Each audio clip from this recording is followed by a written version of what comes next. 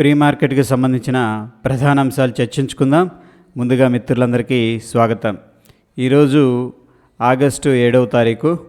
ముఖ్యంగా ADR sentiment ఎలా ఉందనేది ఒకసారి చూద్దాం. దాంట్లో మనం చూసుకున్నట్టయితే Wipro, Infosys, HDFC bank and of course doctor Reddy's కూడా గ్రీన్లో క్లోజ్ అయినాయి.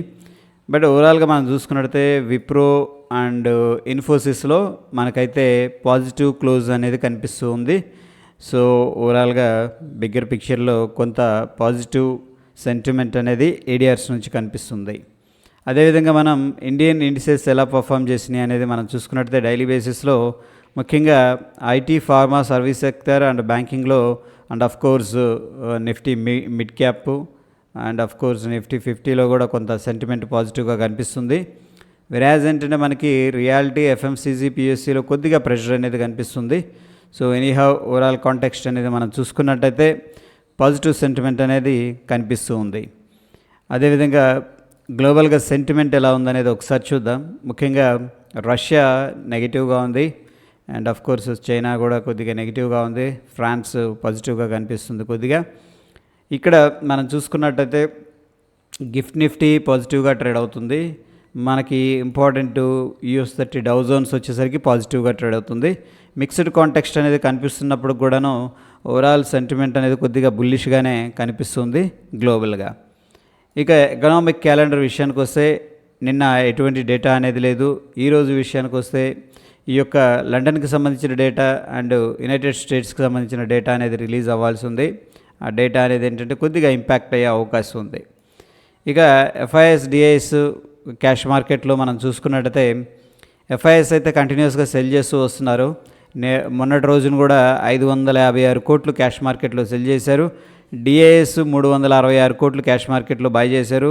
ఓవరాల్గా మనం చూసుకున్నట్టయితే 189 కోట్లు క్యాష్ మార్కెట్లో అవుట్ఫ్లో అనేది కనిపిస్తుంది. అంటే సెల్ చేసినట్టు తెలుస్తూ ఉంది, విచ్ ఈజ్ స్లైట్లీ నెగటివ్గా తీసుకోవచ్చు. ఇక కొత్తగా డెరివేటివ్ మార్కెట్ అనేది ఒకసారి ట్రాక్ చేస్తున్నాం మనం.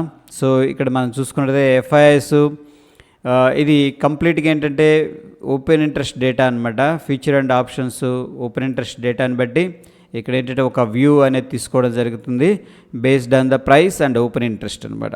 సో ఎనీహౌ మనకి ఇక్కడ ఎఫ్ఐఎస్ డేటా అనేది చూసుకున్నట్టయితే పాజిటివ్గా ఉన్నట్టు తెలుస్తుంది. అండ్ క్లయింట్ అంటే రిటైలర్స్ అనమాట, వీళ్ళందరూ షార్ట్ చేసినట్టు తెలుస్తుంది. ప్రొప్రైటరీ లాంగ్ తీసుకున్నట్టు తెలుస్తుంది. అదేవిధంగా డిఐఎస్ యాక్టివిటీ కొద్దిగా తక్కువగా ఉంటుంది, బట్ స్టిల్ వీళ్ళందరూ కూడా షార్ట్ తీసుకున్నట్టు తెలుస్తూ ఉంది. ఈ డేటా అనేది కోరిలేషన్ అనేది ఒక వీడియో అనేది చేసుకుందాం. ఓకే.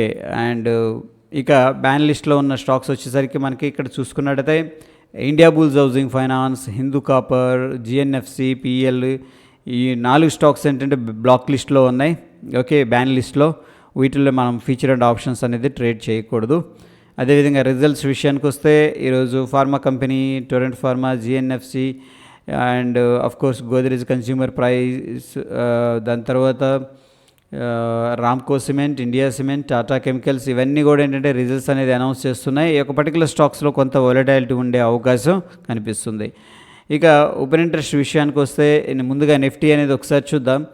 నిఫ్టీలో మనకి 20,000 అయితే ప్రస్తుతానికి రెసిస్టెన్స్ ఉంది. దాని తర్వాత 19,600 దగ్గర కాల్స్ అయితే అగ్రెసివ్గా సెల్ చేశారు. అది రెసిస్టెన్స్. 19,400 వచ్చేసరికి మనకి సపోర్ట్గా ఉండే అవకాశం ఉంది. ఓవరాల్ పిక్చర్ చూసుకున్నట్లయితే మనకి స్టిల్ కాల్స్ ఎక్కువగా సెల్ చేసినట్టు తెలుస్తుంది.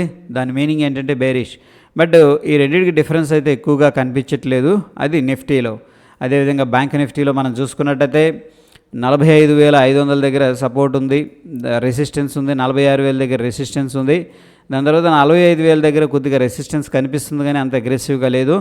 అండ్ సపోర్ట్ విషయానికి వస్తే 45,500, 44,000 దగ్గర కనిపిస్తుంది. ఓవరాల్గా చూసుకున్నట్టయితే ఇక్కడ ఎక్కువగా కాల్స్ సెల్ చేసినట్టు తెలుస్తుంది. దాన్ని బట్టి మనం బేరిష్ సెంటిమెంట్ స్టిల్ మార్కెట్లో కనిపిస్తుందని చెప్పేసి అర్థమవుతుంది.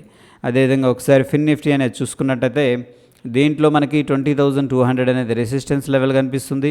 20,300 అనేది రెసిస్టెన్స్ కనిపిస్తుంది. సపోర్ట్ విషయానికి వస్తే మనకి 19,900, 19,800 అనేది కనిపిస్తుంది. ఓవరాల్ పిక్చర్ అనేది మనం చూసుకున్నట్లయితే స్టిల్ కొద్దిగా కాల్స్ ఎక్కువగా సెల్ చేసినట్టు తెలుస్తుంది. మీనింగ్ ఏంటంటే కొద్దిగా బేరిష్ పొజిషన్స్ అనేవి మార్కెట్లో కనిపిస్తూ ఉన్నాయి.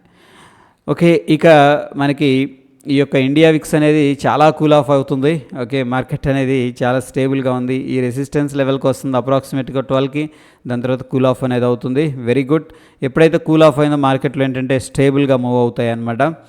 అండ్ డౌ జోన్స్ విషయానికి వస్తే మనం ఈ యొక్క లెవెల్స్ అనేది ప్రీవియస్గా డ్రా చేసుకున్నాం. ఇక్కడున్న రెసిస్టెన్స్ లెవెల్ని ఏంటంటే మార్కెట్ అనేది రెస్పెక్ట్ చేయడం అనేది జరిగింది. చాలాసేపు ఇక్కడ బ్రేక్అవుట్ చేయడానికి ట్రై చేసింది కానీ సక్సెస్ఫుల్గా ఫెయిల్ అయిందని చెప్పుకోవచ్చు. దాని తర్వాత ప్రీవియస్ స్వింగ్ లో అనేది బ్రేక్ చేసుకొని కిందకు వెళ్తూ ట్రై చేస్తూ ఉంది. సో కైండ్ ఆఫ్ ఏంటంటే ఒక ఇంపల్స్ ర్యాలీ అనేది వచ్చింది, స్ట్రాంగ్ ర్యాలీ వచ్చింది. దాని తర్వాత కరెక్షన్ తీసుకుంటుంది అనమాట. సో ప్రస్తుతం మనం కరెక్షన్ ఫేజ్లో ఉందని చెప్పేసి చెప్పుకోవచ్చు. ఇక బ్యాంక్ నిఫ్టీ ఇంపార్టెంట్ లెవెల్స్ అనేది నేను ఆల్రెడీ డ్రా చేసి పెట్టాను. దాంట్లో ముఖ్యంగా మనం చూసుకున్నట్టయితే ప్రస్తుతం ఇమీడియట్గా అంటే మార్కెట్ ఈ రేంజ్కి ఓపెన్ అయితే 45,132 అనేది ఇంపార్టెంట్ రెసిస్టెన్స్ లెవెల్. దాని తర్వాత బిగ్గర్ పిక్చర్లో 45,633 అనేది నెక్స్ట్ ఉన్న రెసిస్టెన్స్ లెవెల్. ఇమీడియట్ సపోర్ట్ వచ్చేసరికి మనకి 44,275 అనేది డౌన్ సైడ్ కనిపిస్తుంది. ఒకవేళ ఆ లెవెల్ అనేది బ్రేక్ డౌన్ జరిగితే 43,347 అనేది మనకి బిగ్గర్ పిక్చర్లో సపోర్ట్ అనమాట. ఈ 4 లెవెల్స్ అనేది మనం షార్ట్ టర్మ్ కోసం యూస్ చేసుకోవచ్చు. అదేవిధంగా నిఫ్టీలో కూడా ఇంట్రాడే లెవెల్స్ అనేది తీసుకోవడం జరిగింది. దీంట్లో ముఖ్యంగా ఏంటంటే మనకున్న రెసిస్టెన్స్ లెవెల్స్ 2 ఉన్నాయి. 19,616, దాని తర్వాత 19,547 అనమాట. దాని తర్వాత మనకి సపోర్ట్ వచ్చేసరికి 19,297 అనేది కనిపిస్తుంది డౌన్ సైడ్. ఇక గిఫ్ట్ నిఫ్టీ విషయానికి వస్తే ప్రస్తుతం మనకి ఇది 43 పాయింట్లు పాజిటివ్గా అయితే ట్రేడ్ అవుతుంది. ఓవరాల్గా మనం చూసుకున్నట్టయితే ఈ యొక్క 19,000 చూడండి, మార్కెట్ ఏమైందంటే ఒక స్వింగ్ లో క్రియేట్ చేసింది, మళ్ళీ రిట్రేస్ తీసుకుంది, మళ్ళీ స్వింగ్ లో క్రియేట్ చేసింది, మళ్ళీ రిట్రేస్మెంట్ అనేది తీసుకుంటుంది. ఎనీహౌ ప్రస్తుతం ఏంటంటే short term up side momentum అనేది కనిపిస్తుంది. 19,603 దగ్గర ట్రేడ్ అవుతుంది. ఇది గిఫ్ట్ నిఫ్టీ. మన నిఫ్టీ వచ్చేసరికి 19,515 దగ్గర ట్రేడ్ అవుతుంది. కొద్దిగా మనం based on the gift Nifty ఏంటంటే గ్యాప్ అప్ అనేది ఎక్స్పెక్ట్ అయితే చేసుకోవచ్చు. ఇక టెక్నికల్ సమరీ అనేది చూస్తే మనకి ఓవరాల్గా బ్యాంక్ నిఫ్టీ అయితే సెల్ అనేది సజెస్ట్ చేస్తుంది based on the oscillators and indicators. ఇక నిఫ్టీ విషయానికి వస్తే మనకి ఏంటంటే న్యూట్రల్ అనేది సజెస్ట్ చేస్తుంది based on the oscillator and indicator. So ఏంటంటే ప్రస్తుతానికైతే మనకి మార్కెట్లో కొంత అప్సైడ్ మొమెంటం అనుకోవచ్చు, లేకపోతే కొద్దిగా రికవరీ అనేది కనిపిస్తుంది based on the gift Nifty. So that is all about today session friends. ఎటువంటి అప్డేట్స్ ఉన్నా మన టెలిగ్రామ్లో అప్డేట్ చేస్తాను. Stay tune. ధన్యవాదాలు.